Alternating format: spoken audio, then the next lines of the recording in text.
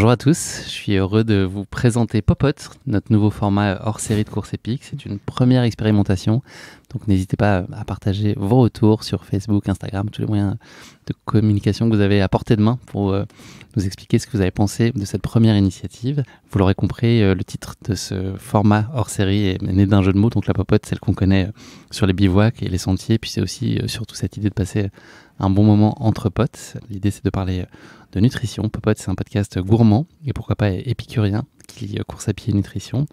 Je serai donc votre hôte, maître d'hôtel ou peut-être chef étoilé, qui sait, ça dépend un peu du niveau de performance que j'atteins. C'est en tout cas l'ambition, l'objectif. Je suis pas seul parce que ce format-là, je peux pas le porter tout seul et puis ça n'est pas mon idée. C'est une idée construite avec deux personnes qui sont aujourd'hui à côté de moi. J'ai le plaisir d'avoir, on va faire par alphabétique, Baptiste Chassagne, tout récemment auréolé de son titre de champion de France de trail long. Donc là, il a une couronne sur la tête, il se déplace avec, il vient de rentrer dans ce studio, c'était pas très facile, c'est tout à fait ton genre. Oui, je brille dans le métro parisien, j'ai une petite auréole comme ça. Baptiste, que j'ai déjà eu l'occasion de recevoir à 2 reprises dans Course Épique. C'était pour le Lavaredo en juillet 2022. On en avait parlé en tout cas en juillet 2022. Et puis un suivi en immersion avec le team Sidas Matrix pendant la Saint-Élion. Si vous ne l'avez pas écouté, je vous conseille vivement d'aller y jeter une oreille. C'est toujours des grandes et belles expériences. Et surtout, on vit sa course de l'intérieur au plus près du team. C'est aussi très intéressant d'avoir cette lecture-là. J'ai fini de parler. C'est le moment de dire salut Baptiste. Comment ça va ? Bonjour à toutes, bonjour à tous. Guillaume, ça va très bien.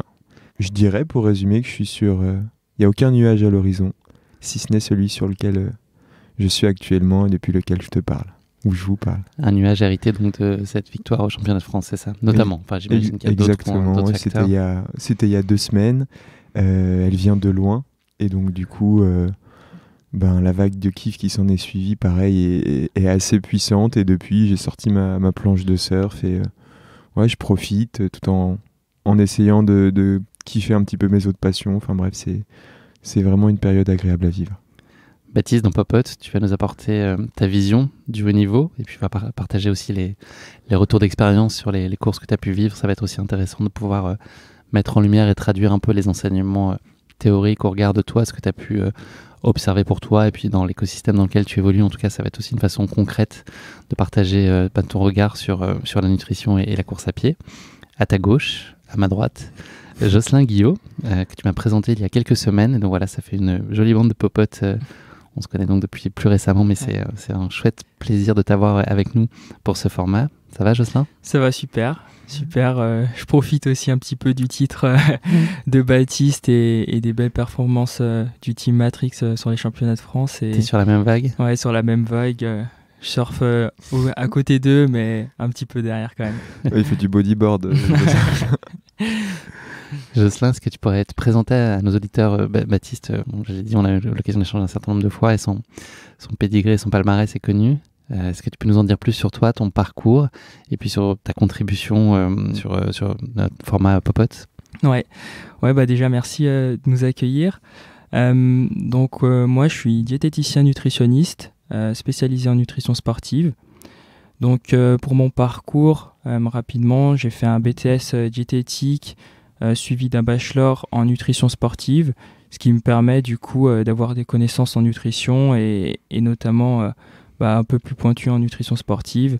C'est vrai que je suis aussi ancien sportif de haut niveau, je courais en cyclisme et donc j'ai toujours eu cette passion un petit peu pour les sports d'endurance et c'est assez naturellement du coup que voilà, j'ai pris contact avec le Team Matrix et qui a commencé... Team Sidas Matrix. Avec Team Sidas Matrix, ouais. Attention. Ouais, je me fais attention à ta droite. Et donc... Popote, mais quand même, on rigole, mais pas avec pas toi. trop quand même. Et ouais, donc du coup, c'est comme ça qu'a commencé notre collaboration avec le team et avec plusieurs athlètes.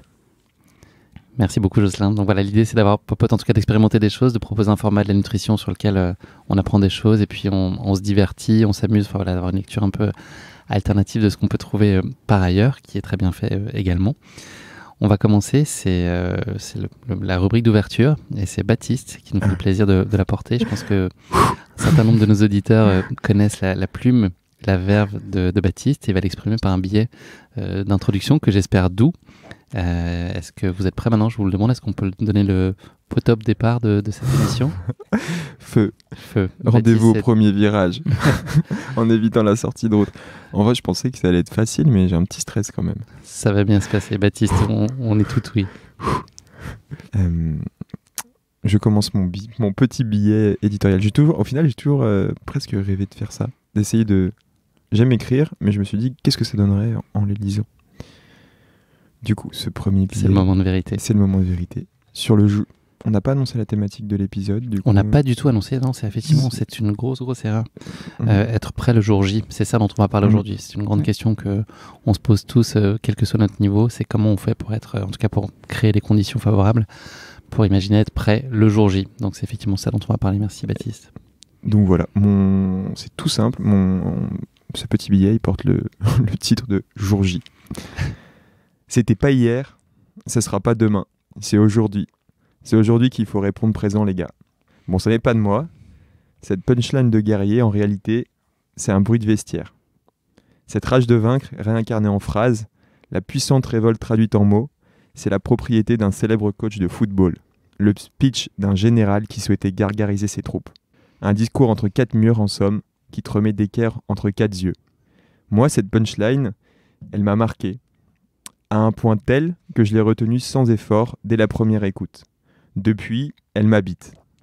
Elle vit dans ma tête, sans payer de loyer, ni verser ses APL. Pourquoi ? Certainement, car pendant longtemps, j'ai redouté être ce qu'on appelle un champion de l'entraînement.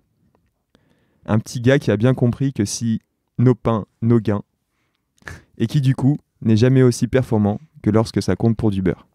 Est-ce que tu l'as, Guillaume, ou pas ? Ouais, tu fais bien la pointer, j'ai failli passer à côté nos pains, nos beurres. Je vais travailler celle-là. Joli. Un petit gars besogneux et talentueux la semaine, mais rarement le week-end. Un petit gars qui croque d'un coup de chicot dans le seuil du mardi, qui gueuletonne la sortie longue du jeudi avec appétit, mais qui fait souvent une petite indigestion le dimanche. Un petit gars qui brille dans l'ombre, mais qui s'éteint dès lors qu'on allume la lumière. En gros, un petit gars qui craint le jour J, tout simplement. Le fameux jour de course, celui qui vient concrétiser la démarche, celui qui sanctionne du résultat, celui qui décuple les émotions. Moi, pendant longtemps, ce jour J, il m'a obnubilé et parfois tétanisé. Pourtant, depuis quelques mois, j'ai trouvé 2-3 clés. Je dirais pas que le trousseau s'est soudainement garni, il n'a rien du passe-partout, mais il permet désormais d'ouvrir quelques portes. Notamment celle de l'expression de mon plein potentiel le jour J. Car ouais les gars, en course à pied, comme en podcast, c'était pas hier, ce sera pas demain, c'est aujourd'hui et maintenant qu'il nous faut être bon. Bravo, ça nous met la pression à nous maintenant, ça y est. Ouais, parce faut qu'on soit aussi près le jour J du coup. Baptiste, je rebondis là sur ton billet que je découvre comme Jocelyn. Est-ce que ça a pu être une forme de pression, ça, de se dire que, d'avoir cette espèce de sentiment que après avoir répété un peu les défaillances, ou en tout cas pas avoir été totalement présent le jour J comme tu l'espérais, est-ce que c'est quelque chose qui t'a été amené à redouter par anticipation ? Carrément, et je pense que c'est une des raisons pour laquelle on introduit ce podcast Popote avec cette thématique, c'est que le jour J, c'est le jour de vérité, en fait, celui qui vient concrétiser la démarche et celui où on franchit la ligne d'arrivée d'une certaine manière, celui où on se concrétise. Et voilà, il y a une montée en pression, il y a pas mal d'enjeux qui viennent en fait en gros se cristalliser sur ces 24 heures-là et je trouve que c'est assez génial. Il y a un mix d'émotions, oui, c'est une sorte la démarche, une sorte d'entonnoir qui te mène vers ce jour J et je trouve qu'il est hyper challengeant d'y arriver en forme et d'arriver à exprimer son plein potentiel ce jour-là en fait. Et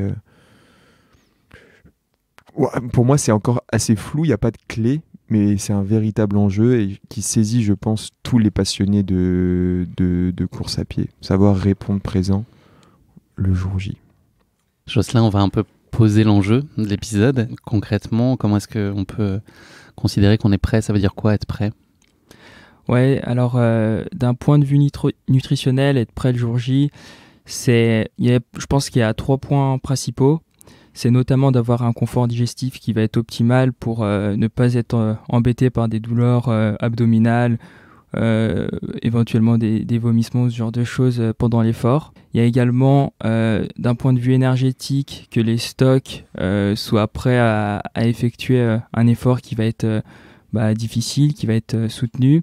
Et également, ce dernier point, d'avoir pu tester toute sa nutrition en amont et d'essayer d'avoir laissé le moins de part au hasard. Tu vas nous expliquer un peu tout ça en détail, ça va être l'objet de nos échanges. La question que j'ai envie de te poser, c'est est-ce que si on a une hygiène de vie peut-être pas très soignée ou sur laquelle on ne porte pas particulièrement attention, est-ce qu'on peut, quand on est dans la dynamique de viser un objectif, est-ce qu'on peut récupérer le coup sur une prépa de 8 à 12 semaines sur laquelle d'un seul coup on décide d'être plus attentif à ce qu'on fait et à se préparer, c'est ce que tu viens d'expliquer là dans les grandes lignes. Est-ce qu'on peut déjà corriger des choses et se mettre dans les meilleures dispositions sur une période qui est relativement resserrée, qui est très liée à un objectif? Ouais, alors c'est vrai que ça va pas mal dépendre du coup du point de départ. La nutrition, elle va pouvoir vous aider réellement à passer des petits caps. Malgré tout, ça peut pas non plus sauver tout ton prépa parce qu'il y a également toute la partie entraînement qui est impossible à négliger et qui va principalement vous faire progresser. Malgré tout, la nutrition, elle va permettre de vous aider à passer ces petits caps et à arriver en forme le jour J. Une nutrition qui va être par exemple bien équilibrée avec une bonne répartition entre les féculents et les protéines. Et également avoir des apports de légumes, de fruits pour avoir des fibres, des vitamines, des minéraux, enfin tout ce qui est essentiel pour un sportif. Voilà, ça va être un petit peu la clé. Donc la nutrition, elle va permettre en fait clairement en fait de mieux récupérer entre vos sorties, de permettre de passer les sorties avec plus de force. Par exemple, sur des sorties longues, c'est vrai que la nutrition, c'est vraiment le point clé. Et donc, clairement, le tester, le mettre en application, ça va être la clé pour pas sauver sa préparation, mais du coup, pour pouvoir la mener avec le plus de facilité possible. Moi, j'avoue que c'est un sujet sur lequel je suis pas très attentif dans mes défis à mon échelle, en tout cas mes projets. Comment est-ce qu'on peut poser ça et avoir une vision de ce qu'on doit faire? Enfin, comment on établit un peu son plan? Est-ce qu'il faut nécessairement se faire aider? Est-ce qu'il y a des ressources qui sont valables et qui sont applicables? Ou est-ce que c'est finalement à force d'expérience qu'on va un peu préciser aussi ce qui est valable pour soi? J'imagine que c'est forcément très individualisé, mais est-ce que les gros principes, on peut les explorer soi-même? Est-ce que c'est important de se faire aider? Et puis à quel point on peut ensuite personnaliser? Il faut aussi apprendre à connaître son corps. Comment est-ce qu'on opère tout ça? Ouais, c'est vrai que je pense que pour la plupart des athlètes, c'est vrai que de par leur expérience, ils n'ont pas forcément besoin de se faire aider. Donc ils vont créer en fait leur propre expérience, pouvoir tester au fil des courses, au fil de leur préparation, différentes techniques et affiner en fonction de ce qui marche et ce qui marche moins bien. Je pense malgré tout que pour la plupart des athlètes, que ce soit amateurs ou haut niveau, se faire aider, se faire accompagner, ça a vraiment du sens et au moins on est sûr de ce qu'on fait et ça permet peut-être d'éviter des contre-performances qui peuvent arriver le jour J et qu'on n'aurait pas pu anticiper et de ce point de vue-là, je pense que se faire aider, ça peut être la clé. Ouais. On a sollicité chacun, tous les trois, les personnes qui nous suivent sur les réseaux sociaux, pour savoir s'il y avait des questions qui étaient en lien avec ce sujet, sans spoiler Popote. Anthony nous posait la question de savoir comment connaître ses besoins énergétiques. Est-ce que c'est possible de le faire et si oui, comment? Ouais, alors c'est possible, mais là encore une fois, du coup, si on n'est pas aidé, ça devient compliqué. C'est vrai qu'il y a des grands principes. Enfin, on peut déterminer de manière approximative avec des formules la dépense énergétique. On peut voir maintenant sur les montres connectées que ça nous donne la dépense énergétique sur une sortie.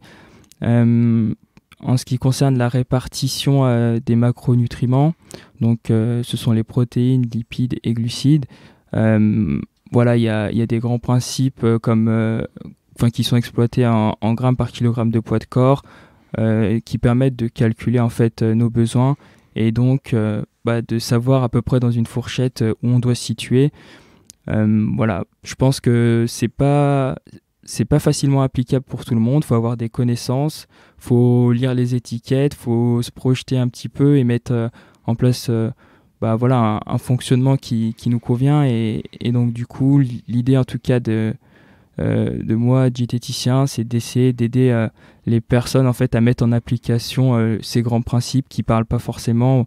Par exemple, un athlète d'endurance, on va lui dire de consommer entre 4 et 8 grammes par kilogramme de glucides par jour.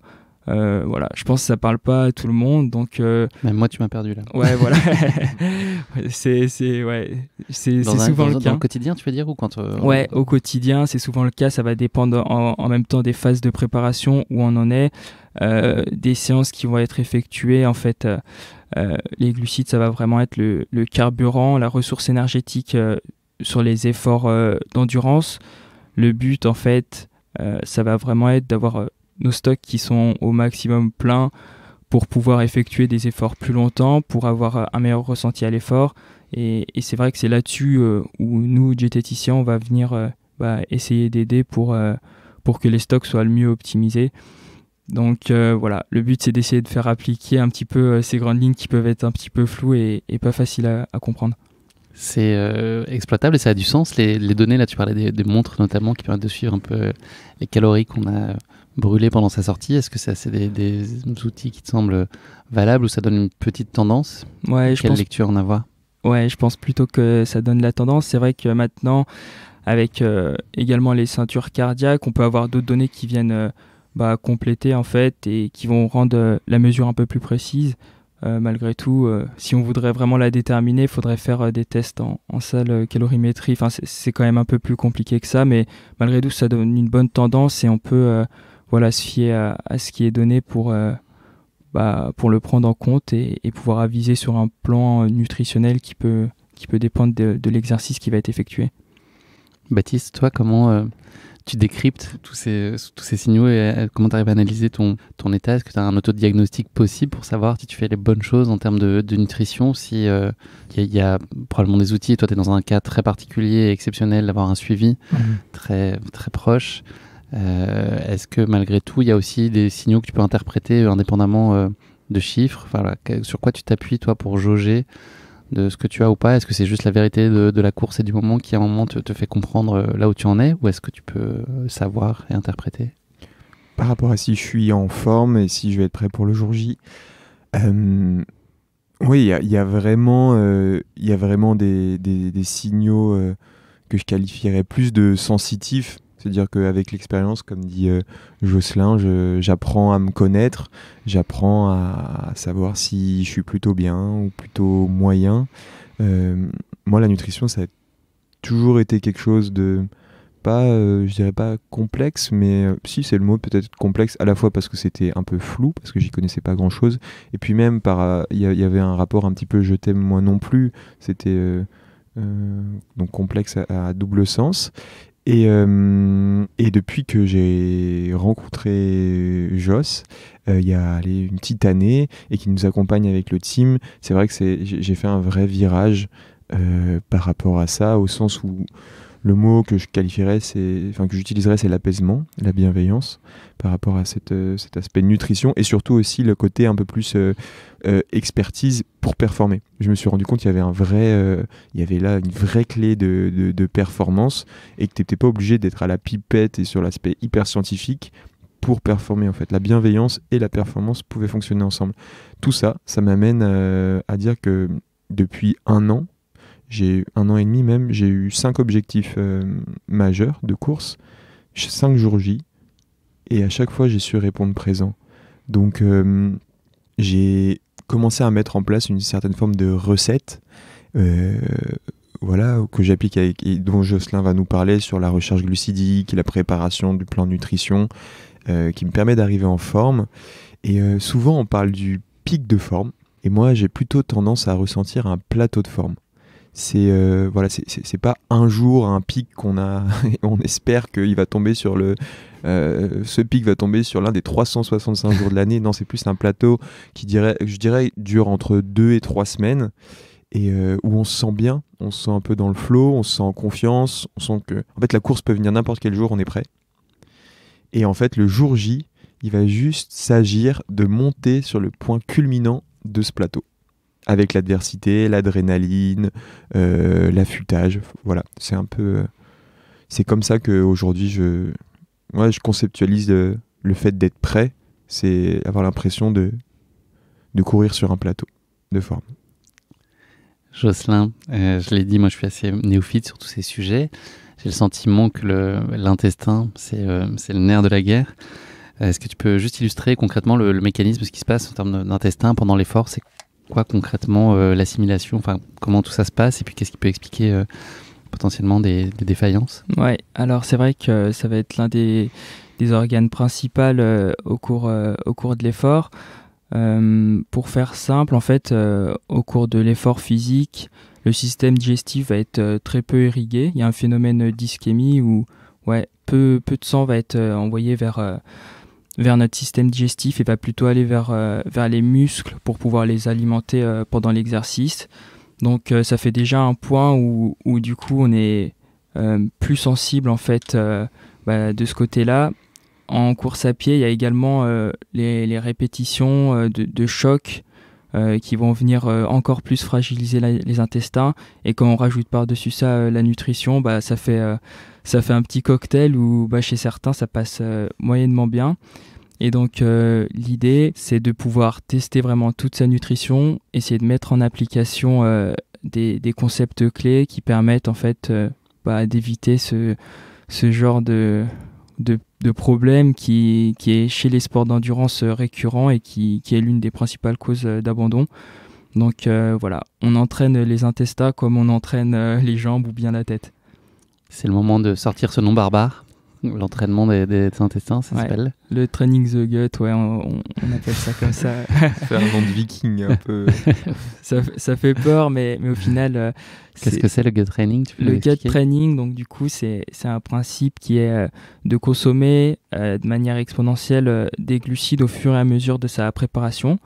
Donc on va essayer d'augmenter petit à petit la consommation de glucides sur les sorties d'entraînement, vu que nos stocks de glycogène, donc nos stocks de glucides que l'on retrouve dans nos muscles et dans le foie, c'est une source qui va être très limitée. On compte environ 2000 calories de stock de glycogène. Donc c'est vrai que généralement on estime environ 1h30 à peu près d'effort avant que les stocks soient épuisés. L'idée en fait du coup d'augmenter les glucides, c'est de se prémunir de ce vidage de stock. Et donc du coup le seul moyen c'est de consommer des glucides à l'effort.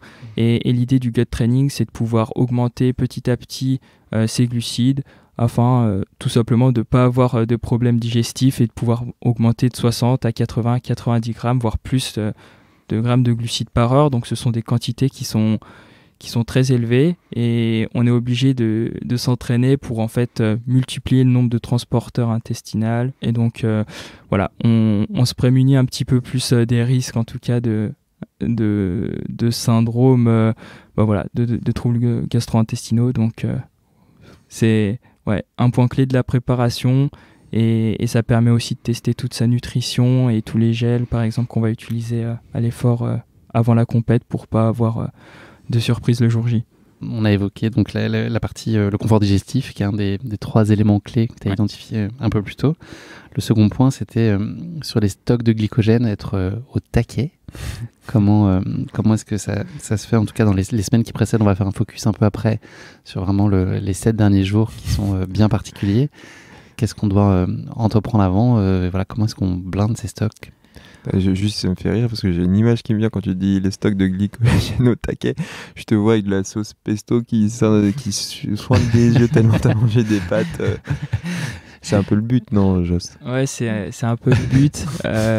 L'idée pour avoir des stocks de glycogène qui vont être pleins, c'est d'augmenter en fait notre portion de glucides sur les journées. Donc pour cela, on peut passer du coup par les féculents et notamment les pâtes qui sont de très bons moyens d'apporter beaucoup de glucides.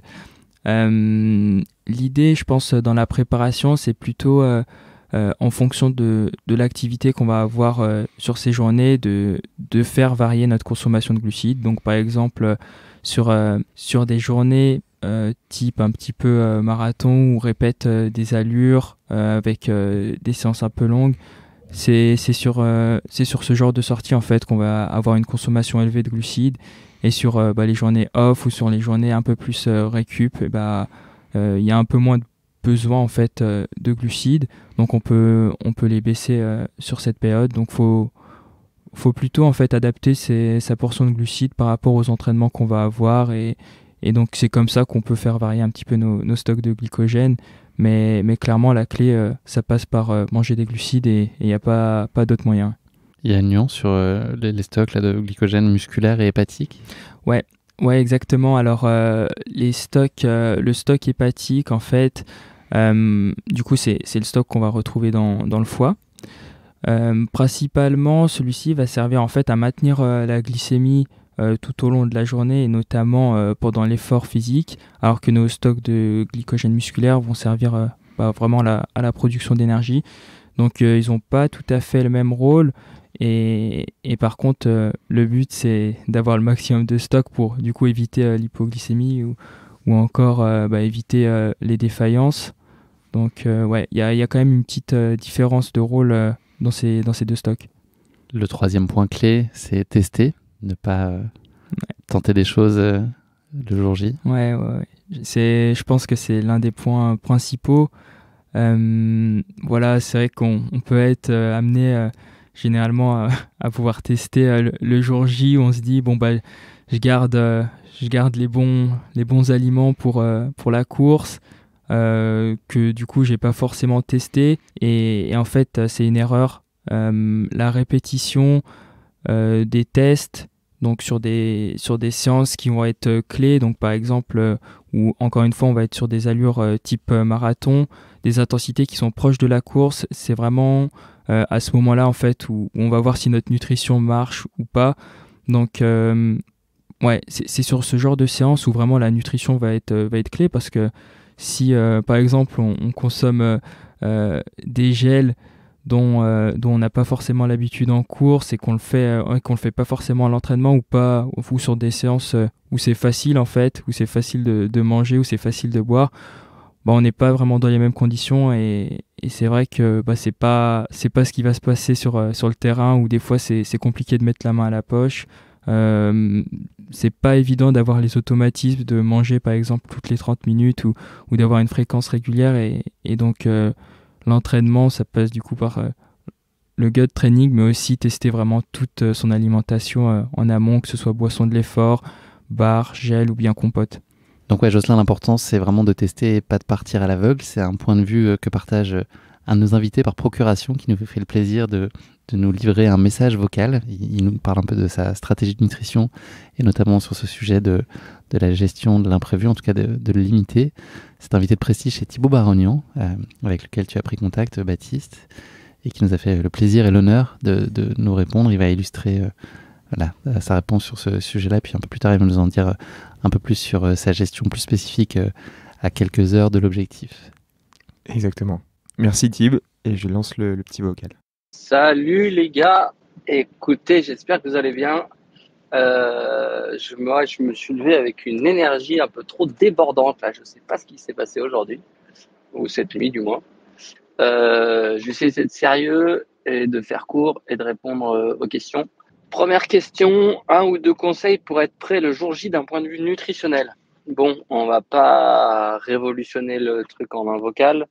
Des plans nutritionnels, des stratégies nutritionnelles, il y en a, on va dire qu'il y en a des milliers, mais il y a une base qui est à peu près unanime à tous ces plans-là.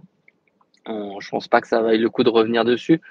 Ce que je peux, moi, de mon expérience, tirer de ça ou donner comme conseil, c'est que j'évite, ou il faut éviter, ou il faudrait éviter, en tout cas, les imprévus. Voilà, moi, c'est ce que j'essaye de me dire. Moins il y a d'imprévus, plus je contrôle la situation, plus je suis serein par rapport à mon départ de course. Alors que ça vaut pour le plan nutritionnel, mais ça vaut aussi pour d'autres choses, hein. Ça peut être la logistique, par exemple, la logistique voyage. Mais au niveau nutritionnel, voilà, pas d'imprévu. Ça veut dire des choses qu'on connaît, on s'emballe pas sur des nouvelles recettes, on s'emballe pas sur des nouvelles barres, sur des nouveaux gels, sur un dîner d'avant-course qu'on n'a jamais fait. Si on est chez nous, évidemment, ou qu'on peut cuisiner, ben, l'idée, c'est de faire quelque chose qu'on a déjà testé, qu'on connaît, qu'on sait faire. Voilà, encore une fois, pas de nouveaux produits. Si on est à l'hôtel, ben, peut-être tester ou qu'on n'a pas le choix, du moins du repas, peut-être le tester l'avant-veille ou l'avant-avant-veille pour voir comment ça passe. Et puis voilà, le gros point pour moi, c'est de savoir gérer les inconnus et savoir gérer les imprévus au mieux. Donc plus on atténue ça, mieux on est. Et sur un point nutritionnel, au moins on est OK, on est OK avec ça. On va pas réfléchir à est-ce que j'ai mangé le bon truc, je connaissais pas, est-ce que ça va pas me faire plus de mal que de bien. Donc voilà, après on va pas rentrer dans les détails parce que sinon ça va être beaucoup trop long. Merci Thib. Merci Thibaut. J'ai une question qui a été posée par Chronique Reneuse qui demandait, on parlait de ce qu'il fallait privilégier. Est-ce qu'il y a des choses, des aliments qu'il faut absolument éviter pour justement ne pas souffrir de désordres intestinaux? Est-ce qu'il y a des choses, est-ce que c'est par logique de phase ou est-ce qu'il y a quand même des grands principes de choses qui sont peut-être moins adaptés? Ouais, c'est vrai qu'en amont de la course, on va essayer de limiter les graisses, les fibres, les épices en fait qui peuvent venir causer des troubles intestinaux qui sont pas forcément très bien tolérés par tout le monde. Et donc l'idée c'est de petit à petit, plus on va se rapprocher de la course, ça va être de les réduire, voire presque de les exclure. Donc voilà, il y a quelques aliments qu'on va vraiment réduire, par exemple les crudités à l'approche d'une course, on va éviter parce que du coup on va assez mal les tolérer. Le but c'est de maintenir le confort digestif et c'est vrai que ça se fait pas uniquement la veille, ça se fait au moins 2, 3, voire 4 jours en avance. Donc là-dessus c'est vrai qu'il faut anticiper un petit peu. Et quand il dit exclure les crudités, moi je conçois pas un repas sans légumes ou sans produits frais, donc du moins fruits ou légumes j'entends, et ça veut pas dire les exclure totalement, c'est plutôt du coup dire les cuire. Ouais. Ce qu'on aurait mangé en salade, en crudité, finalement on fait cuire pour casser un petit peu les fibres, mais moi clairement même à J-1 j'imagine pas faire un repas sans légumes, sans fruits. Ouais, je pense l'idée c'est ça, c'est pas, du coup c'est d'éviter plutôt les crudités, mais par contre la cuisson, comme dit Baptiste, va permettre en fait de rendre les fibres plus digestes. Donc voilà, manger des légumes cuits, ça pose pas de problème. C'est vrai que les consommer par exemple sous forme de potage ou sous forme de soupe les rend encore plus tolérants parce que du coup il va y avoir un petit peu cet effet de broyage des fibres qui rend en fait beaucoup plus digeste une soupe qu'une entrée vraiment de crudité. Donc l'idée c'est pas d'exclure non plus totalement les légumes, mais c'est de pouvoir les consommer sous une autre forme qu'on peut le faire habituellement. On est dans le sprint final, on est à J-7. Il y a différents cycles ou sous-séquences dans cette dernière semaine. Peut-être, Baptiste, toi, entre la période qu'on appelle J-7 à J-4, concrètement, comment est-ce que toi tu gères cette partie nutrition? Et voilà, puis si tu vas abonder ensuite, Jocelyn, sur vraiment cette phase très particulière. En tout cas, toi, concrètement, comment tu gères ça, Bat? Concrètement, comme dit Joss, je la corrèle à mon activité physique. Donc, de J-7 à J-4, généralement, c'est vraiment le petit creux de mon affûtage, c'est-à-dire que c'est la période où je fais très peu de sport, où vraiment je fais du jus, avant de réactiver un petit peu pour pas m'endormir de J-4 au jour J. Et donc du coup sur J-7 à J-4, comme disait Jocelyn, je corrèle mon apport en glucides, donc je vais plutôt avoir tendance, déjà l'appétit va diminuer un petit peu naturellement, mais je vais plutôt avoir tendance à apporter mon choix sur des légumes, des fruits, des protéines, tout en veillant à avoir la petite dose de glucides quand même qui va bien chaque jour. Mais voilà, disons que je vide pas les stocks de glycogène pour mieux les remplir ensuite. Je dirais juste que je les abaisse naturellement, corrélés à la charge d'entraînement. Il y a des notions que j'ai entendues, dont j'ai entendu parler, en tout cas le régime scandinave, le régime dissocié. Est-ce que Jocelyn peut nous expliquer un peu ce qui se cache derrière ces noms et puis éventuellement partager un point de vue sur l'intérêt de l'appliquer ou pas? Vous voyez pas, mais à l'évocation de ces mots, Guillaume, il a la petite goutte de sueur sur le front, régime scandinave et tout. Après le pesto sous les yeux, c'est l'étape d'après. Je sais pas comment je vais finir l'épisode. Ouais, ça fait, rien que les entendre, ça peut faire un petit peu peur. Et en fait, pour le principe du régime scandinave, c'est un principe qui s'appliquait il y a très longtemps. En fait, le but, c'était de vider les stocks de glycogène au complet pour pouvoir les re-remplir par la suite. Donc, en fait, de J-7 jusqu'à J-4, il y avait quasiment une exclusion des glucides, une consommation très très faible pour abaisser nos stocks petit à petit pendant cette période. Et ensuite, de reconsommer de manière très forte en fait des glucides pour pouvoir restocker de manière un peu plus haute avec un peu ce phénomène de surcompensation et voilà, certains athlètes le mettaient en place, ça se fait encore un petit peu actuellement. C'est vrai que moi de mon point de vue je suis pas hyper fan de ce précepte là.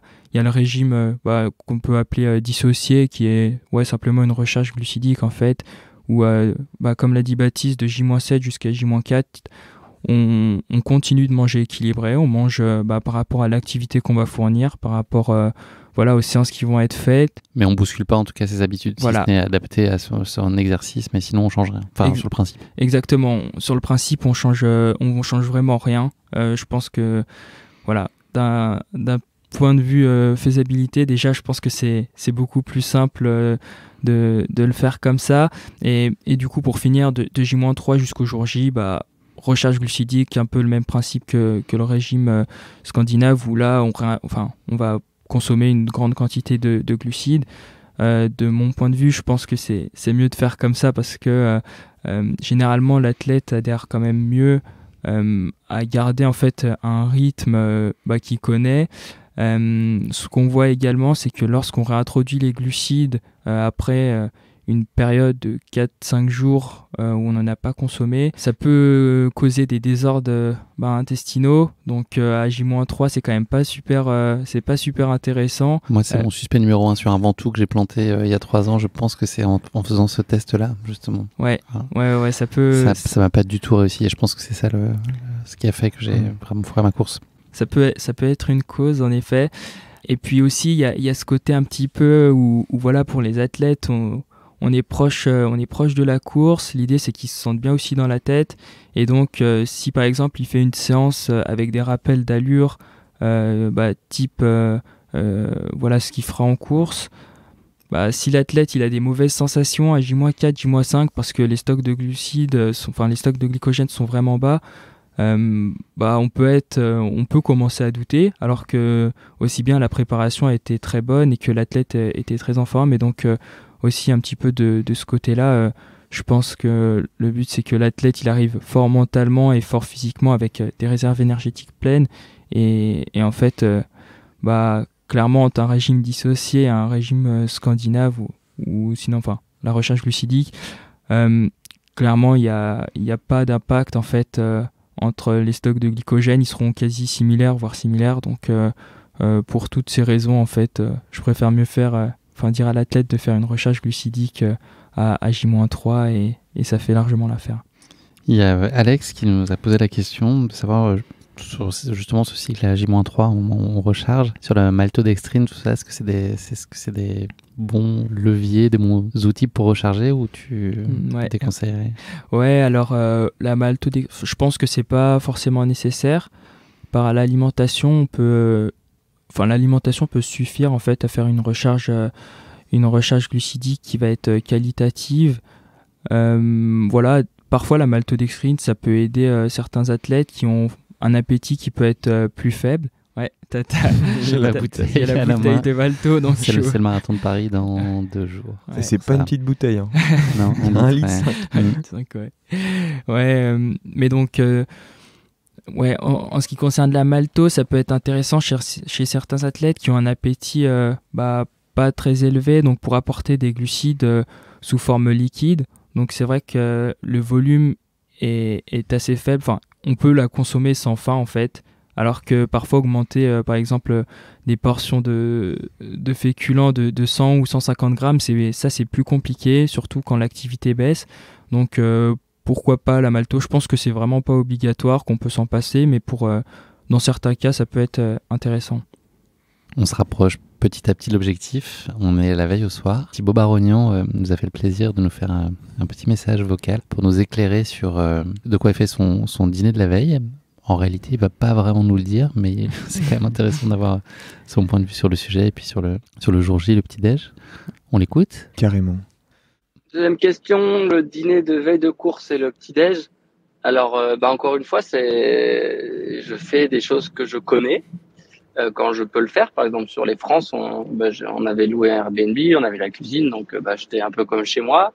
Je vais pas te donner la recette de mon repas de veille de course parce que c'est le même depuis 2015, quasiment depuis 2015. En tout cas, c'est un petit clin d'œil à mon pote Gaël, super pote de kiné, que j'ai pas eu depuis très longtemps et qui était avec moi sur les France 2015 et on avait fait un repas que je faisais de temps en temps et depuis c'est un peu mon repas pas fétiche mais presque. Ça veut dire si je le mange pas c'est pas grave mais du coup je copie un peu ce repas de veille de course.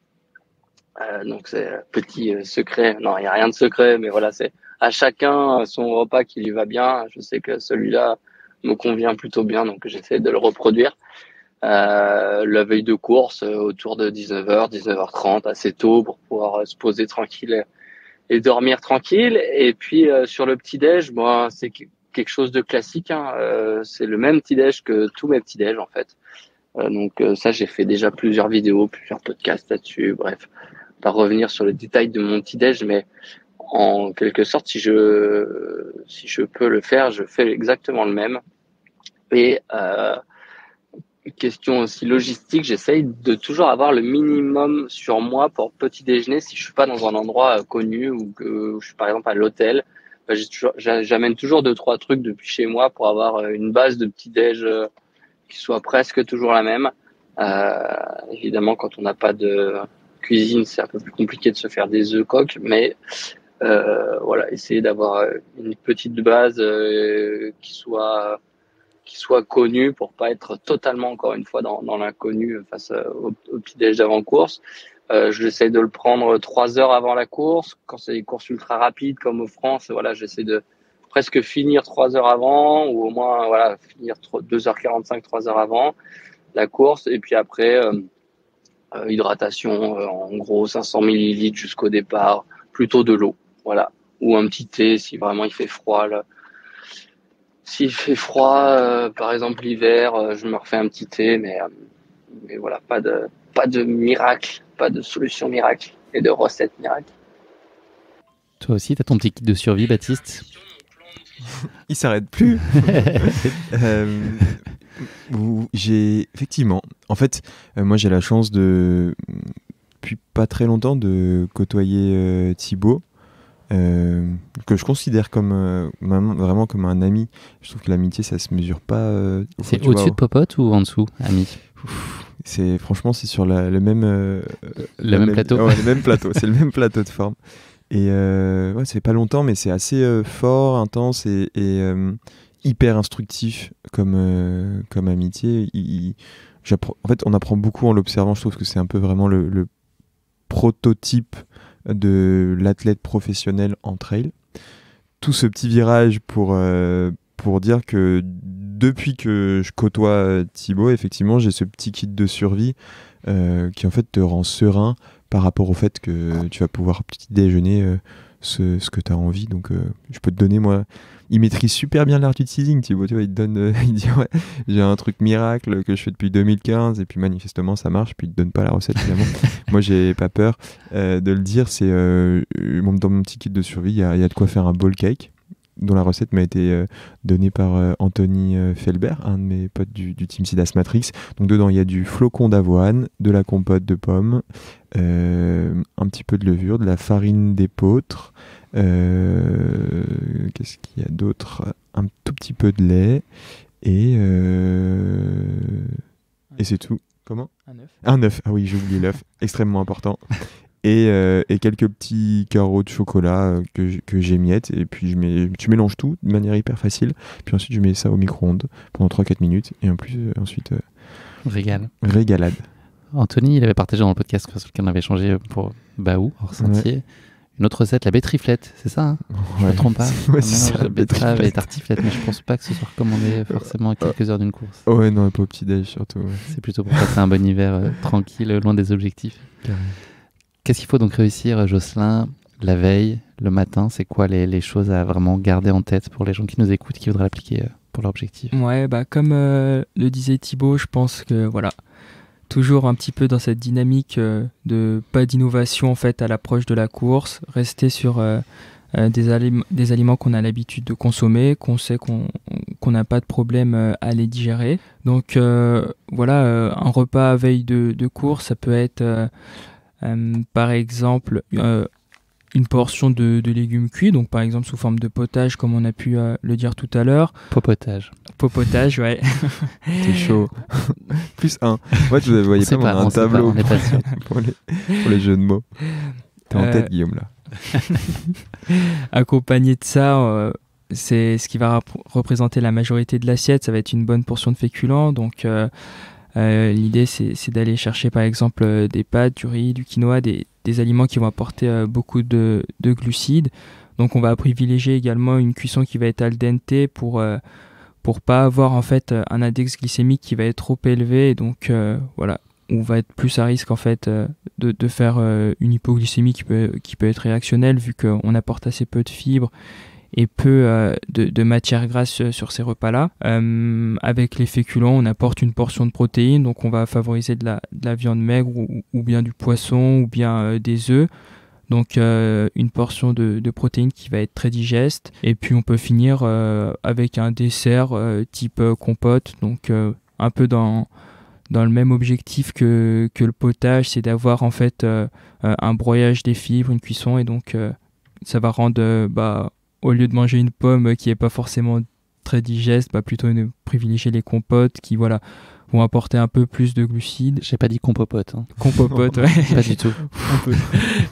et voilà, c'est d'autant plus intéressant que des fruits qu'on peut trouver du coup sur le marché. Et je pense que voilà, c'est très simple en fait, mais c'est le but aussi, puisque on est à l'approche et donc encore une fois, on ne veut pas non plus manger... Enfin, il n'y a pas besoin de manger gastro, en tout cas, pour faire une bonne recharge glucidique et avoir une bonne alimentation veille de course.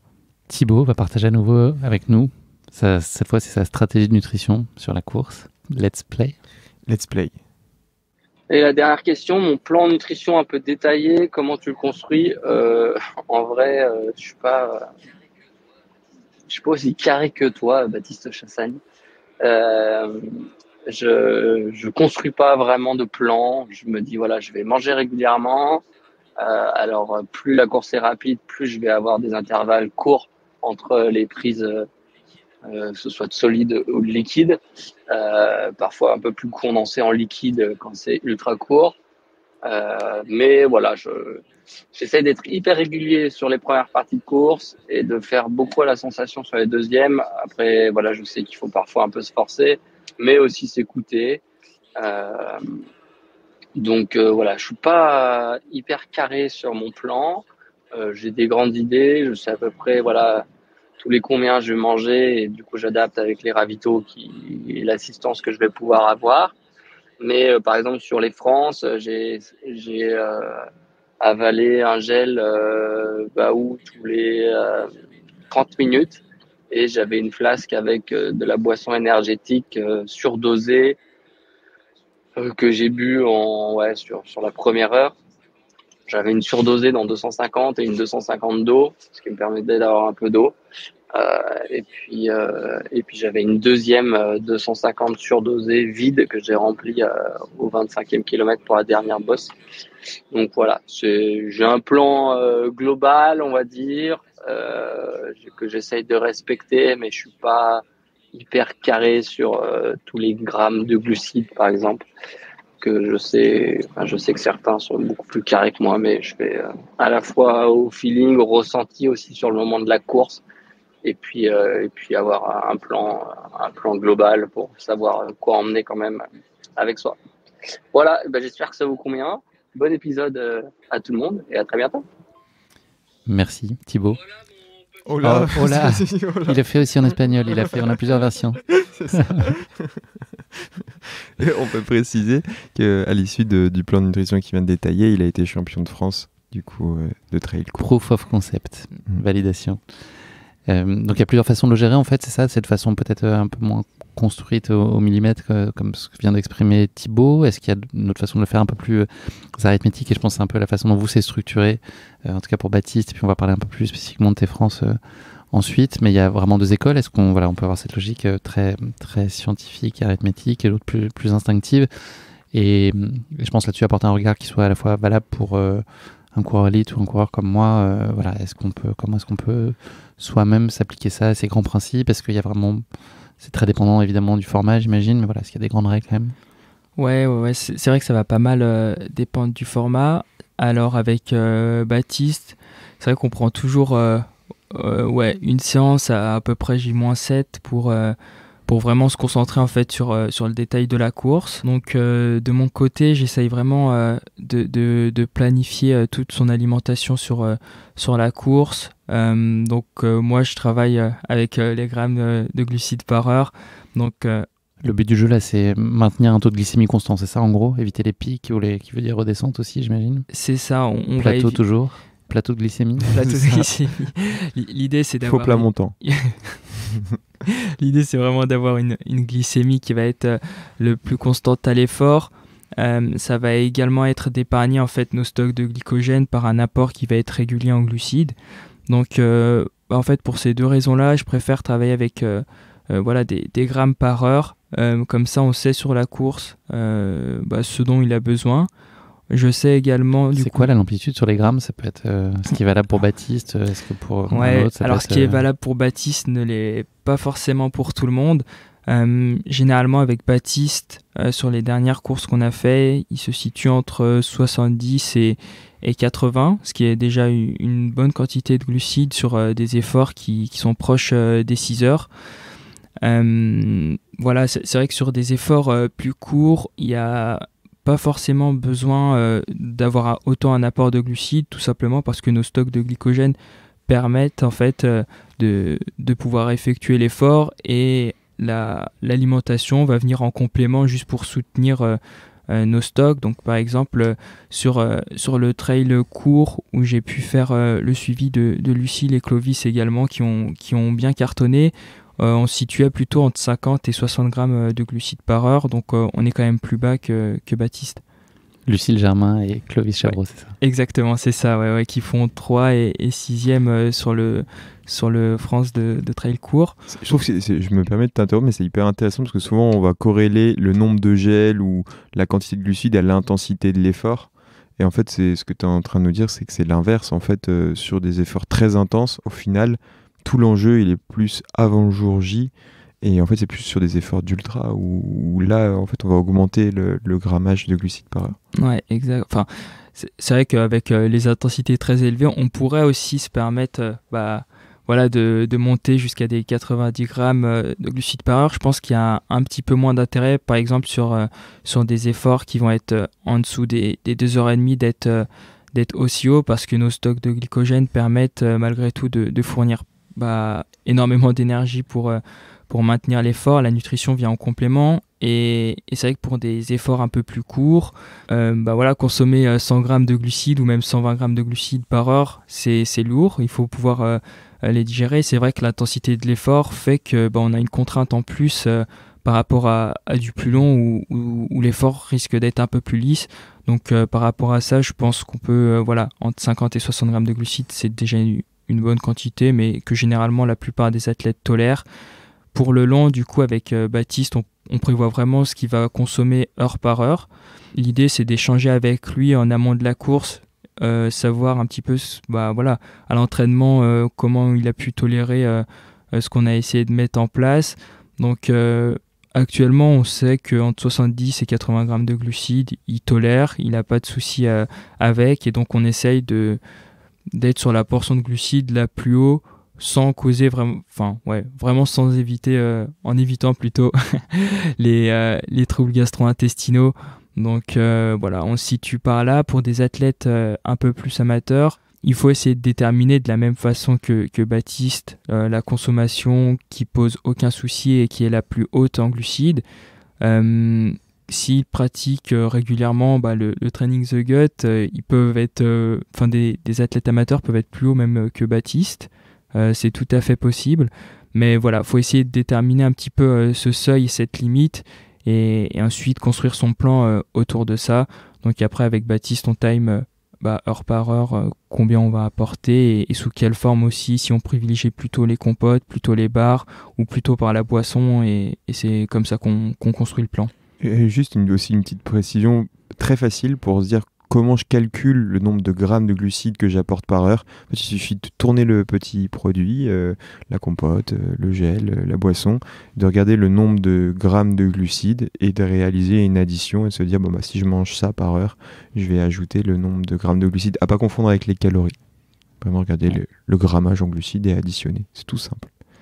Moi, j'ai une lecture beaucoup plus intuitive sur ça, dans le sens, sur ma pratique, moi, de coureur ordinaire, c'est toujours d'anticiper, en tout cas, le besoin. Donc, je n'ai pas du tout de plan, ou je ne calcule pas du tout. C'est juste, je me dis, au moment où je commence à sentir un tout petit peu que soit j'ai faim, soit j'ai soif, de ne pas attendre que ce soit trop prononcé, parce que ça veut peut-être dire que c'est trop tard. Est-ce que c'est aussi une bonne façon de le faire pour quelqu'un qui regarde ça de façon moins scientifique? Ouais, c'est vrai que les signaux font que du coup on sait quand on commence à être un peu plus mal, et c'est vrai qu'en fait quand on commence à avoir les signaux, généralement c'est un peu tard.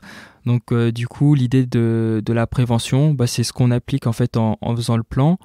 Donc je pense qu'on peut dire en fait qu'on va manger en prévention. On mange pas forcément avec la faim, déjà parce qu'il y a eu des gros repas qui ont été faits la veille, également le jour J, le matin de la course, mais donc du coup on mange vraiment en prévention, et on essaye d'apporter nos calories principalement par les glucides du coup. On a parlé de nutrition, il y a aussi un point important sur la course et la gestion de son hydratation. Là aussi, c'est quoi? C'est la régularité et des volumes raisonnables, c'est ça la clé? Ouais, c'est la clé. On peut également essayer de la déterminer un petit peu, on peut déterminer nos besoins hydriques et essayer de les estimer en amont de la course en effectuant des pesées avant et après l'entraînement. Donc ça permet de déterminer environ la quantité de liquide qu'on devra ingérer sur la course dans les mêmes conditions. Généralement, à l'effort, sur une heure, ça va être plus ou moins 500 ml par heure. Donc, voilà, c'est un chiffre comme ça. Mais généralement, cette règle marche quand même pas mal pour la plupart des athlètes. Et ensuite, ce qu'il faut faire, c'est l'individualiser en fonction du coup des capacités aussi à pouvoir absorber des grandes quantités de fluide, également par rapport aux conditions climatiques qui vont venir également beaucoup jouer sur la prise. Donc voilà, l'hydratation ça reste également important pour éviter un petit peu ces défaillances. Généralement à partir de 2% de perte de poids de corps, de déshydratation, on perd 20% de nos capacités de travail en aérobie, donc c'est énorme. Et ce qu'il faut se dire aussi, c'est que les calories et les glucides, on peut les apporter par la boisson, donc ça fait plusieurs raisons en tout cas de bien s'hydrater pendant une course. L'objectif est atteint, le jour J a été réussi. Il y a l'après. Comment se gère cette partie de récupération, qui est une partie qui peut être parfois négligée? Qu'est-ce qu'il faut essayer de faire dans les heures qui suivent? Et puis derrière ça, toute la question sur l'analyse et la post-rationalisation de la course. Sur quoi on doit porter le regard? Est-ce que c'est important de consigner ce qu'on a vécu et retenu pour pouvoir optimiser pour la fois d'après? Il faut prendre sa planche de surf déjà et kiffer. Et surfer la vague. S'installer bien nos chaussures sur son nuage. Exactement. Ouais, je pense qu'il faut profiter. Généralement, par exemple, si je prends l'exemple du cyclisme où on peut enchaîner les jours de course, il y a les courses par étapes, et même entre les semaines, on peut beaucoup courir. Je pense en course à pied, en trail, même sur route, on a plutôt des objectifs qui sont sur long terme. Donc c'est vrai qu'après la course, je pense qu'il faut savoir profiter, se faire plaisir. Généralement, c'est pas souvent le repas d'après-course qui va être un petit peu le repas plaisir, parce que parfois il y a les petits problèmes gastro-intestinaux qui peuvent survenir après l'effort. Suite justement à ce phénomène d'ischémie dont on a parlé tout à l'heure et de reperfusion, donc du coup où le sang va revenir vers le système digestif, et donc certaines personnes sont très sensibles à ça et ont des problèmes. Donc généralement c'est vrai que suite à un effort physique, on essaye de rester peut-être assez light, assez digeste, et c'est peut-être du coup le soir ou peut-être même le lendemain où on peut aller se faire plaisir sans prendre trop de risques. Toi, Baptiste, tu passes beaucoup de temps à étudier la façon dont tu as ressenti la course et à analyser tout ça avec un débrief avec Jocelyn, j'imagine, à chaque fois. Ouais, c'est facilité par le fait que je dors très peu après les courses. Typiquement, après les France, j'ai pas dormi d'un sommeil lourd pendant 72 heures, tellement j'étais excité avec l'adrénaline.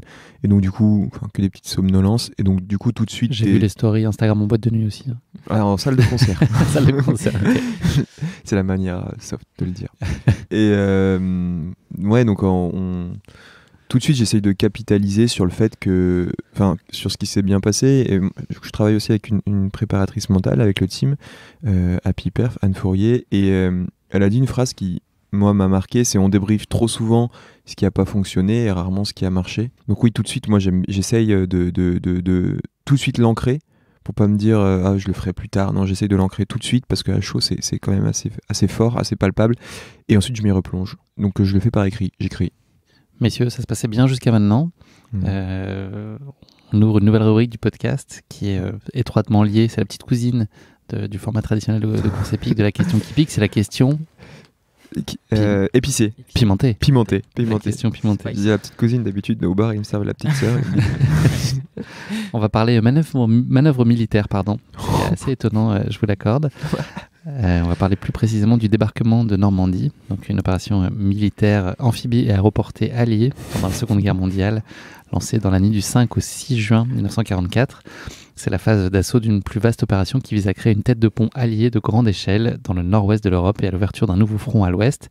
Cette opération Neptune, tel est son nom, inclut les opérations aéroportées américaines et britanniques pendant la nuit du 6 juin, ainsi que les bombardements préparatoires aériens et navals, et non pas navaux, les défenses côtières allemandes, la traversée de la Manche par plusieurs milliers de navires, et enfin le débarquement des troupes dès le 6 juin au matin, appelé et passé à la postérité sous le nom de Jour J, sujet de notre épisode du jour. D-Day. D-Day. Winston Churchill, qui était Premier ministre à l'époque britannique, eut ces mots: en temps de guerre, la vérité est si précieuse qu'elle doit toujours être protégée par un rempart de mensonges. Voilà ma question pimentée pour vous. Churchill, c'est la stratégie, mais militaire cette fois.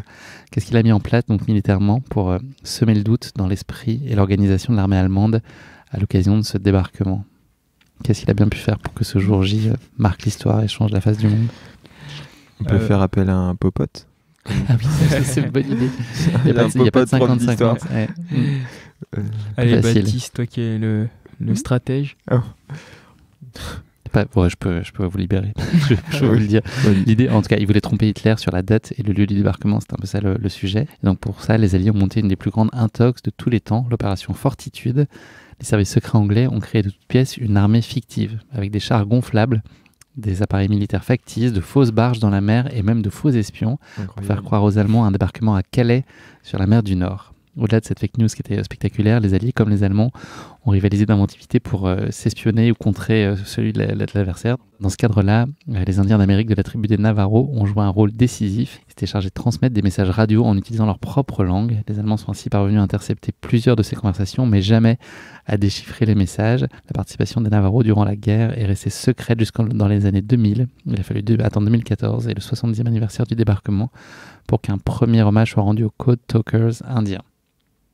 Franchement, s'ils avaient eu l'inspecteur Navarro sous la main, on peut dire que les Allemands auraient réussi à déchiffrer ces messages à coup sûr. Ou son petit-fils qui court actuellement le marathon, pareil. Ah ouais, Nicolas. Exactement, bien vu. Bon, un peu pimenté, hein, j'avoue. Pas très facile. Un peu corsé la petite cuisine. Ouais. Dans ce hors-série, l'idée, je l'ai dit en introduction, c'est aussi d'illustrer de façon très concrète. Et là, l'actualité brillante de Baptiste nous rend sacrément service. On aurait plein de choses à se raconter, mais là, il se trouve que tu as signé une performance exceptionnelle il y a très peu de temps au trail de la Cité de Pierre, qui était le cadre des championnats de France, des sélections pour l'équipe de France de trail. Pour en donner juste rapidement le contour, donc c'est la Cité de Pierre, le cadre dans lequel se passe la course. C'est un site classé au cœur des Causses et Cévennes et inscrit au patrimoine mondial de l'UNESCO. Sur le Causse Noir, en Aveyron, à 15 km de Millau et de son célèbre viaduc, cette Cité de Pierre offre des paysages somptueux et une découverte de rochers aux formes insolites. Bon, j'imagine que tu n'as pas trop eu le temps de faire de tourisme, Baptiste, c'est pas trop l'objet de ta visite là-bas. Non, j'ai pas acheté de terrain non plus. Il y avait 2 formats. Le format le samedi 18 mars, c'était le championnat de France trail court sur 31 km pour 1150 mètres de D+. Et le lendemain, à 6h du mat, le championnat de France trail long, 68 km, 2700 mètres de D+, en théorie, auquel toi tu as pris part, Baptiste. Il y avait d'autres formats de course, 10 km, 16 km, course pour enfants.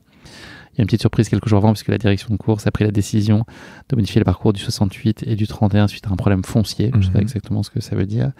Qu'un propriétaire voulait plus qu'on passe que des trailers passe chez lui à 10h du mat. Pas sympa. Ouais. S'il avait dit oui avant, c'est pas cool. Oui, c'est vrai. De rétro-pédaler, c'est pas cool. Donc là, vous avez pris 200 mètres de D+, en moins. Ouais, après, ils ont rajouté quand même une belle bosse qui m'a surprise, parce que j'avais repéré. Donc il n'y avait pas tant de... Enfin, il y avait 2650 au final, au lieu de 2007.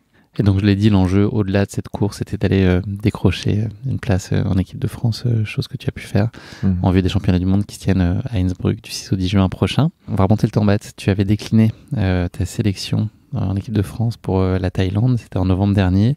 C'était un peu après ta CCC en août 2022, un post et un texte très touchant en tout cas, et très marquant. Moi j'ai des phrases qui me restent encore en tête de ce message que tu as pu rédiger. Est-ce que c'est une décision qui t'a habité, pour peut-être dire hanté longtemps? C'est dur de prendre cette décision, j'imagine. Elle m'a pas hanté, mais elle m'a habité, oui. C'est avec réflexion, on m'a souvent parlé des bons problèmes, et je me suis dit que c'est le plus beau problème qui m'a été demandé de résoudre. Au final, assez simplement, en ayant des phrases fortes et un entourage qui me conseillait bien. La première, c'était que moi, je voulais réaliser non pas une belle saison, mais une grande carrière, et que ces championnats du monde, ce serait peut-être la course de trop, au sens où je me blesserais, je mettrais du temps à revenir.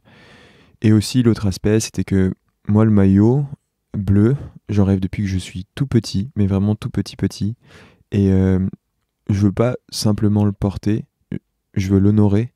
Et je trouve qu'il y a une nuance qui est vraiment forte, et là j'aurais pas été en mesure j'aurais pu le porter, mais j'aurais pas pu l'honorer de mon 200%. Et donc à partir de ce moment-là, je me suis fait une promesse, je me suis promis que je ferais tout, j'alignerais tout pour arriver en forme le jour J, ou du moins je donnerais tout mon possible pour être en capacité de me recréer l'opportunité de porter ce maillot le jour J. Ça voulait pas dire que je me suis promis de le reporter ou de réaliser une grande course, mais juste de tout faire jusqu'au J-1 pour être dans les meilleures dispositions. Et ça, en fait, cette promesse, elle ne dépendait que de moi. Et je savais qu'à J-1, quoi qu'il se passait, je l'avais réussi.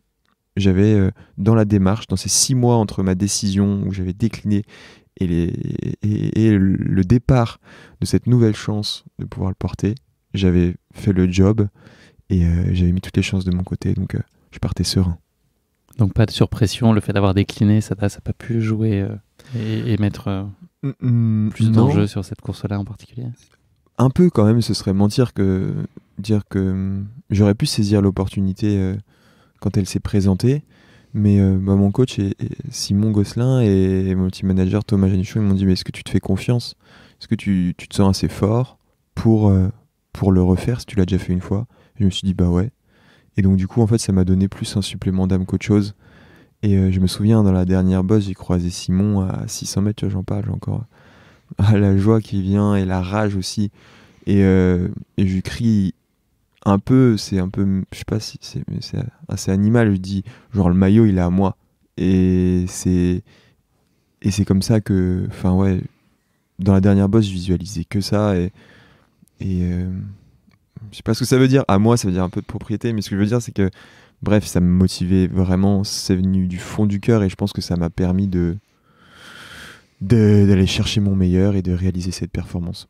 Donc avec le recul, c'était une décision que j'estime courageuse, mais bénéfique. L'objectif là que tu t'es assigné avant, c'est la sélection, c'est tout faire pour gagner, c'est faire une belle course. Le curseur, tu l'as placé où ?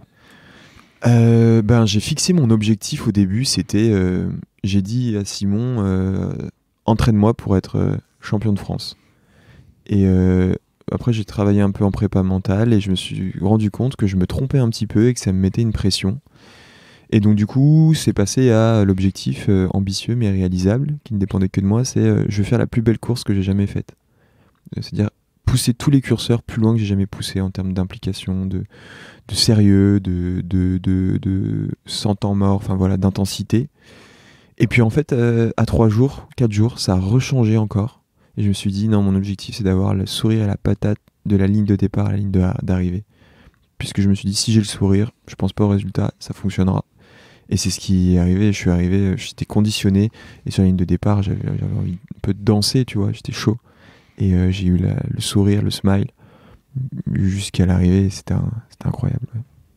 Jocelyn, le plan et la stratégie nutritionnelle que vous aviez mise en place ? Ouais, c'est sûr que moi qui n'étais pas sur place et qui suivais ça un peu de loin à travers les stories du team et des infos que j'arrivais un peu à recueillir sur les réseaux, ça fait vibrer et c'est vrai que ça vient conclure un petit peu tout ce qu'on a mis en place depuis 10 mois, bientôt 1 an.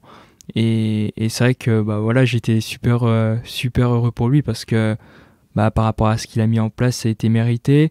Et c'est vrai qu'on se dit, il y a tout qui a fonctionné ce jour-là. Donc, Simon Gosselin, au niveau de l'entraînement, l'a super bien préparé. Il a été super bien suivi sur l'entraînement mental avec Anne. Et puis, on se dit que, moi aussi, j'ai participé un petit peu à ce titre. Dans la mesure du fait que, je lui ai proposé ce plan nutrition et qu'il a réussi à suivre même de bout en bout. Donc on dit on a un petit peu les liserés aussi, mais voilà, je pense que tout le monde était super content pour lui et c'était vraiment cool comme sensation. Ouais, franchement, je suis touché et c'est une concrétisation collective. Moi, j'ai senti la puissance du collectif et je me suis fait porter par ça. Voilà, c'était génial. Merci le J. C'est à ton jour, je te vole les mots de la bouche, mais ta performance que tu considères comme étant la plus aboutie, est-ce que tu peux nous la faire vivre ? Voilà, les grandes lignes de cette course et puis un choix stratégique aussi qui s'est avéré particulièrement payant. Voilà, est-ce que tu peux nous donner à vivre cette course avec toi ? Carrément. Alors, je vous la raconte très rapidement et ensuite je vous raconte le détail qui m'a fait gagner ces championnats de France grâce à Jocelyn. Donc départ à 6h, un plateau d'élite assez dense mais homogène, pas de grands favoris, que des outsiders aux dents longues et donc ça part assez fort mais pas non plus à un rythme inconsidéré. En fait ça part à un tempo élevé et tous en groupe. Et moi c'est ce que j'aime, j'ai aucune capacité d'explosivité, je sais pas poser une grosse attaque. En fait ce qu'il faut c'est que ça parte fort et au train et que mes adversaires s'usent petit à petit et que en fait, je sois le moins usé des adversaires. Bref, ça part assez fort. On est au bout de 2 heures de course, on n'est plus que 7, mais ce qui reste quand même considérable. On attaque la deuxième bosse au kilomètre 30, une longue ascension assez roulante où là on fait l'effort à 3 avec Kevin Vermeulen et Benjamin Roubiol. On se retrouve tous les 3 en tête et à partir de là on va mener un rythme effréné. C'est un groupe qui est assez complémentaire. Il y en a un qui est fort en descente, l'autre en montée, l'autre à plat. Et donc du coup en fait chacun appuie sur ses points forts, donc il n'y a aucun temps mort. Et ce qui est cool parce qu'on sait qu'on est en train de creuser sur ce qui se passe derrière, mais que par contre, il ne faut pas lâcher le wagon, quoi. Je suis en train de penser que Pierre, c'est l'anagramme de répit presque, et là, tu n'en as pas eu. Ah ouais, non, là. Ah là, il n'y a pas eu... Cité de Pierre, il n'y a pas eu... Ouais, non, là, c'était clairement pas la cité du répit. Et troisième boss, Benjamin, il appuie vraiment fort. Moi, je m'accroche, Kevin lâche, et là, on se retrouve plus qu'à 2. Au train, à nouveau... Et on arrive en haut de la bosse, et là, il en remet une, mais vraiment fort. Et là, bah là, moi, j'ai pensé craquer. Clairement, à ce moment-là, je pense que je me résigne et je me dis que je vais finir deuxième, que je vais devoir assurer cette deuxième place. Et finalement, sur le plateau suivant, je l'observe au loin. Enfin, j'ai la surprise, je pense qu'il avait une minute d'avance. Puis là, en fait, sur le plateau, le dernier plateau qui précède la dernière montée avant d'arriver, je le vois au loin. Je me dis, il est pas si éloigné que ça. Et donc là, je fais l'effort sur le plat. Je le rattrape. Je le double en mode comme dans les films. J'ai toujours un peu rêvé de faire ça sans... Bon, c'était très fair play, mais là, sans le regarder, j'attaque direct. Et et là, je me relève plus, quoi. J'appuie autant que t'es bête, appuie autant que t'as envie de croire en tes rêves. Et voilà, à partir de là, j'ai été transcendé. Enfin, j'ai vécu la transcendance profonde et c'était incroyable. J'avais une sorte de boule de feu à l'intérieur de moi. C'était cool et ça m'a poussé jusqu'au bout parce que je savais qu'il était plus fort en bosse que moi, que ça se terminait par une ascension de 30 minutes. Et que j'avais que 1 minute d'avance au pied de la bosse. Donc là, j'ai tout mis et au final, ça se concrétise. Je dirais que je comprends conscience que ça va se réaliser à 300 mètres de la ligne d'arrivée. Et là, en fait, c'est une explosion parce que peut-être que quand tu as plus le temps de profiter, c'est peut-être plus diffus. Mais là, quand tu réalises à 300 mètres que ouais, tu te retournes et en fait, il est pas là. Il est pas dans le dernier virage. Donc tu vas peut-être pouvoir profiter. Et là, tu prends conscience. Et là, je te parlais d'une vague, mais là, c'est pas une vague. C'est Nazaré, le truc. C'est puissant et... Tu te laisses glisser jusqu'à la ligne d'arrivée et tu vis des moments incroyables et tu te sens extrêmement, extrêmement reconnaissant. Et tu es porté par ça après, on l'a compris, pendant un long moment. Pendant un long moment. Et c'est vraiment ça, le sentiment de reconnaissance. Quand moi, je réussis un objectif, c'est ça qui m'habite. C'est que je me sens reconnaissant et j'ai envie de rendre aux autres tout ce qu'ils m'ont donné parce que franchement, c'était grâce à eux. Ouais. En fait, je vivrais pas du tout les mêmes émotions si elles n'étaient pas partagées. Tu parlais tout à l'heure des enseignements quand ça va bien. Là, est-ce que la conclusion, c'est que tous les curseurs étaient bien placés au bon endroit et que c'était le scénario parfait, donc tu ressors de cette course en te disant que c'est ça qu'il faut idéalement réussir à reproduire, même si il y a malgré tout des critères que tu ne maîtrises pas, et puis sur notamment ce que font les autres. Mais en tout cas, ce qui est sous ton contrôle, là, c'était une juste façon, c'était un accomplissement et un niveau de perfection finalement. Carrément. Ce que j'ai vraiment appliqué et appris pendant cette course, il y a 2 choses. La première, c'est que en fait, il faut vachement se concentrer sur ses allures. Avant, j'avais un petit peu tendance à suivre ou à vouloir à faire en fonction des autres. Là, je me suis vraiment fait confiance et quand ils prenaient un petit peu d'avance, moi, je savais que par exemple, le pied des bosses, j'étais pas très explosif, donc j'allais prendre 10-15 secondes, mais en fait, j'étais confiant en mes forces, je savais qu'au tempo, j'allais revenir. Donc voilà, me faire confiance. Et la deuxième chose, c'est de pousser le niveau de stratégie jusqu'à en faire presque un gain marginal. Parce que voilà, avec Joss, on a mis en place un plan de nutrition. J'ai dit que j'allais en parler. On avait 2 assistances jusqu'à mi-course. Et ensuite, sur la deuxième partie de course, pendant 3 heures, on était en autonomie. Plus ou moins 3 heures. Et là, Joss, il me dit tu vas partir avec une ceinture léger. Et ce qu'on va faire, c'est qu'à mi-course, tu vas récupérer un sac. Certes, tu seras un petit peu plus lourd au début du deuxième tronçon. Par contre, après, tu n'auras plus besoin de t'arrêter parce que tu auras tout sur toi. Et donc, du coup, tu vas pouvoir mettre la pression à tes adversaires qui, eux, devront s'arrêter si tu es au fight. Et c'est exactement ce qui s'est passé. C'est-à-dire que sur chaque ravitaillement, en fait, je savais si j'arrivais avec eux, je savais que je partais à minimum avec 20 ou 30 secondes d'avance parce que je n'avais pas à m'arrêter pour remplir mes flasques. Et en fait, c'est ce qui s'est passé au sens où je leur ai mis la pression. Ils sont mal alimentés, ils m'ont vu partir, ils se sont affolés. Je pense qu'ils ont mal rempli leur gourde. Et en fait, à la fin, ils ont tous les 2 fait une hypoglycémie. Voilà. Disons que je sais pas si j'étais le plus fort vraiment à la pédale physiquement, mais j'ai été le plus malin grâce aux conseils de mon entourage. Et ça, c'est un vrai apprentissage. C'est qu'aujourd'hui, le trail, c'est tellement en train d'augmenter en termes de niveau que les victoires, elles se jouent là. Le souci du détail. Et puis l'itération, en gros, tout ce que tu as appris de tes récentes courses, de tes 4e places, de ton podium à la Saint-Élion, tout ça, ça construit cette belle histoire. La sélection pour l'équipe de France induit une qualification pour les championnats du monde. Est-ce que ça bouscule un plan que tu avais établi? Est-ce que c'était quand même en pointillé dans ta saison et ce rendez-vous en juin, il était dans ton esprit en tout cas comme prioritaire et donc tu avais un peu organisé ta saison et tes objectifs autour de ça, sans être certain d'être qualifié nécessairement, mais en tout cas c'était déjà le grand rendez-vous d'avant-été? Non, je m'étais refusé de penser ce qui se passerait à J+1. On en revient à l'importance du jour J. Je voulais tout faire bien jusqu'au jour J et rien construire après pour pas risquer d'être déçu si ça n'arrivait pas. Et donc du coup j'ai le plaisir de construire en fait là. Effectivement il faut un petit peu improviser, construire dans un laps de temps qui est restreint. Mais je le fais avec énormément d'enthousiasme, je suis super bien entouré, donc là j'ai 3 mois qui me séparent non même pas, 2 mois, 2 mois qui me séparent des mondes, et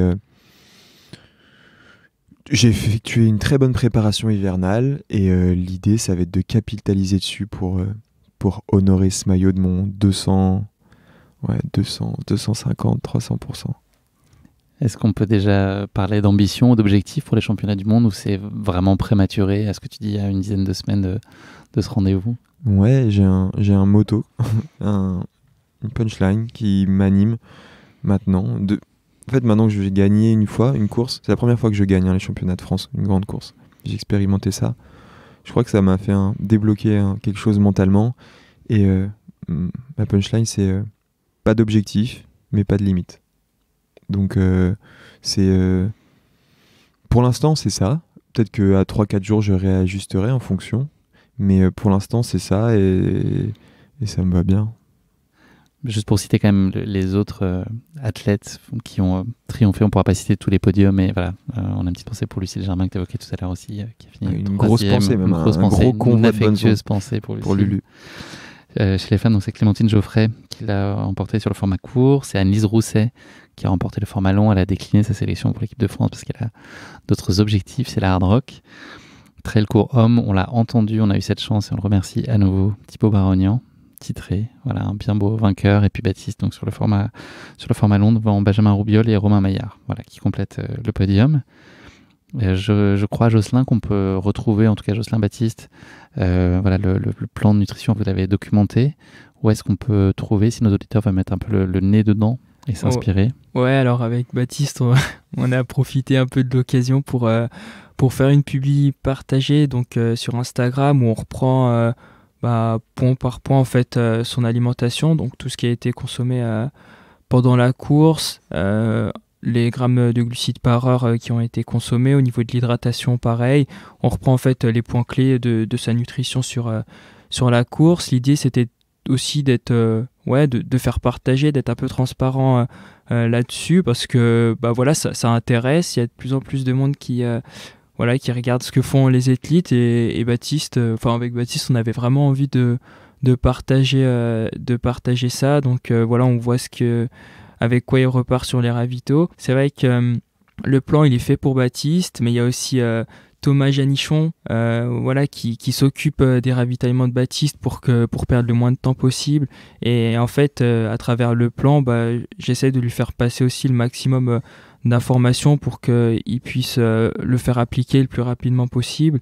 Et donc on aborde aussi un petit peu les consignes que Thomas a dû appliquer pour que Baptiste reparte au plus vite. Et voilà, on peut retrouver du coup sur Insta un petit peu le récit, la potion magique. La potion magique. Car Baptiste n'est pas tombé dedans quand il était petit, c'est Jocelyn qui l'aide, ça se co-construit. Ouais. Et juste, il vient d'inventer un mot, il a fait le mélange de athlète et élite, et ça fait athlète. Ah oui, c'est joli. Ouais. C'est une contraction, c'est pour faire vite. Ouais, c'est pour faire vite, pour faire synthétique, on n'a plus le temps. Juste pour préciser, donc on enregistre cet épisode le 31 mars, donc ça doit être une publication Insta qui doit être autour du 25-26 mars peut-être. Ouais, ça fait quelques jours que ça a été publié. Merci beaucoup, messieurs. On arrive à la dernière rubrique de ce premier épisode de Popote. Voilà, Jocelyn a bûché jusqu'à tard dans la nuit. Il a mis trois auteurs à ses côtés pour rédiger cette rubrique qui s'appelle le poteau de la fin. Voilà, joli clin d'œil au moto de la fin de Course Épique. On va donc chacun livrer un peu en une phrase, une expression, ce qu'on a retenu ou ce qu'on a en tout cas envie de dire de cet épisode. Donc voilà, on peut aller dans le drôle, le sérieux, le sensible, le philosophe, le spectre est très large. Moi je vais ouvrir le bal et puis on va demander surtout à nos auditeurs, donc on va publier ces motos sur les réseaux sociaux, ces potos en l'occurrence, de nous dire quel est leur favori parmi les trois. Donc moi j'en avais fait un peu un sérieux. Le premier, c'était pour atteindre ton objectif, ne néglige pas ton apport nutritif. Voilà, Pas mal. Pas mal. Pas sérieux, mal. scolaire. Pas Mais mal. je vais opter pour... C'est un alexandrin, non? Ouais, il faudrait que je recompte. Plus Ouais. de points. Finalement, pour moi, ce sera là, il n'y a pas de glycogène, il n'y a pas de plaisir. Ok. Voilà, ma proposition. Ouais, tu me le dis là. Alors, allez, Jocelyn, tiens, Allez. je te prends de court. Alors, moi, c'est philosophe, hein, en tout cas, c'est bien recherché. Du coup, des glucides à l'entraînement, tu consommeras, redoutable le jour J, tu seras. Ah, c'est Oh. Maître Yoda, Maître Yoda. Maître Joda. Bravo. Ouais. Baptiste, à toi. Moi, c'est un proverbe congolo-chamonniard. Pour répondre présent le jour J, il ne suffit pas de lever la main, mais de se sortir les doigts. Joli. Pas mal. Pas mal. Tout en finesse. Ouais. Bah, 3 approches différentes, finalement. Voilà, c'est représentatif chacun de nos personnalités. Merci, messieurs. C'en est fini de ce premier format hors série de Popote. Rendez-vous au mois de mai pour le prochain. On va parler. Je suis déjà nostalgique de ce moment. entre Mais nous. ouais. Mais la bonne nouvelle, c'est que on dévoile un peu les secrets. On enregistre un deuxième épisode juste après. Ouais. Donc, dans le prochain épisode, donc, qui est dans quelques minutes pour nous, mais dans quelques semaines pour vous, on va parler de plaisir. Peut-on mêler alimentation, plaisir et performance? Encore un bien beau sujet. On espère que vous avez pris autant de plaisir que nous à écouter cet épisode. Merci à tous les deux pour vos regards toujours affûtés. On est en période d'affûtage pour certains avec le marathon. Mais voilà, vous êtes affûtés en toutes circonstances. Merci beaucoup. Et puis, on se donne rendez-vous dans quelques minutes, mais dans quelques semaines, surtout pour ce deuxième format Popote. Et pour nos auditeurs, si vous avez des retours, je l'ai dit en introduction, n'hésitez pas. Un petit mot de la fin, Baptiste, Jocelyn? Juste merci. C'était un chouette moment. Ouais, merci pour l'invitation. Allez. Salut, merci. Un salut plus franc. Salut. Une Autant poignée de plus main, viril. ouais, pas la poignée de main molle, flasque, ouais, un Non, peu parce moite. qu'on est content. Ouais. On est heureux. Un grand check. Merci, messieurs. Merci d'avoir écouté cet épisode. Si vous l'avez écouté jusqu'ici, c'est qu'il vous a probablement plu. Alors n'hésitez pas à noter le podcast et rédiger un avis sur votre plateforme d'écoute favorite. C'est essentiel pour soutenir ce travail indépendant. Cela ne vous prendra que quelques secondes et ça change beaucoup de choses pour le podcast. Et pour être sûr de ne manquer aucune course épique à venir, n'oubliez pas de vous abonner sur votre plateforme d'écoute. Merci encore infiniment pour votre soutien, votre fidélité et vos chaleureux messages que je lis et auxquels je réponds avec un immense plaisir. S'il vous plaît, continuez. À très bientôt pour une nouvelle course épique, évidemment.